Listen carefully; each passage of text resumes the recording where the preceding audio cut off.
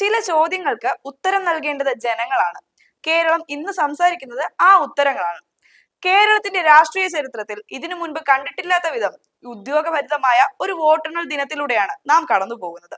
വോട്ടെണ്ണൽ ആരംഭിച്ച് മണിക്കൂറുകൾ പിന്നിടുമ്പോൾ സംസ്ഥാനത്തുടനീളം UDF തരംഗം ആഞ്ഞടിക്കുകയാണെന്ന സൂചനകളാണ് പുറത്തു വന്നത്. എന്നാൽ എല്ലാവരെയും അമ്പരപ്പിച്ചുകൊണ്ട് ധർമ്മടം മണ്ഡലത്തിൽ നിന്നും ഇതാ ഏറ്റവും പുതിയ വാർത്ത വരുന്നു.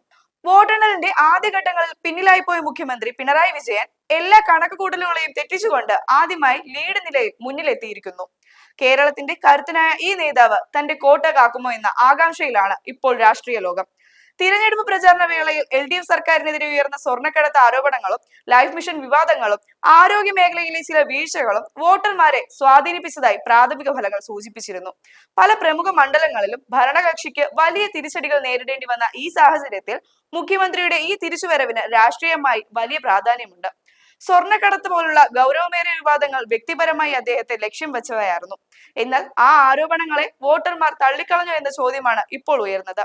സംസ്ഥാനത്ത് UDF 100 സീറ്റുകൾ കടന്ന് മുന്നേറുന്ന ഈ ഘട്ടത്തിൽ പിണറായി വിജയന്റെ മുന്നേറ്റം LDF ക്യാമ്പുകൾക്ക് നൽകുന്ന ആശ്വാസം ചെറുതല്ല. 10 വർഷത്തെ ഭരണ തുടർച്ചയ്ക്ക് ശേഷം നേരിടുന്ന ഭരണവിരുദ്ധ വികാരം പലയിടങ്ങളിലും പ്രകടമാണ്.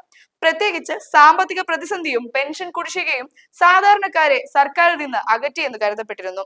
എന്നിരുന്നാലും പ്രതിസന്ധികൾ തളരാതെ പോരാടുന്ന തന്റെ ശൈലി പിണറായി വിജയൻ ഒരിക്കൽ കൂടി പുറത്തെടുത്തിരിക്കുകയാണ്. ഈ മുന്നേറ്റം മറ്റു മണ്ഡലങ്ങളിലെ ഇടത് സ്ഥാനാർത്ഥികളുടെ ആത്മവിശ്വാസം വർദ്ധിപ്പിക്കുന്നതിൽ തർക്കമില്ല.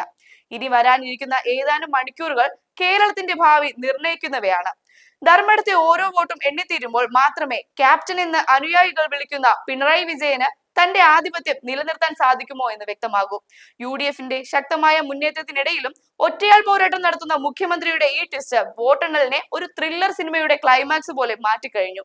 കേരളം ആർക്കൊപ്പം നിൽക്കുമെന്നും ഭരണ തുടർച്ചയോ അതോ മാറ്റമോ സംഭവിക്കുമെന്നും നമുക്ക് കാത്തിരുന്നു തന്നെ കാണാം.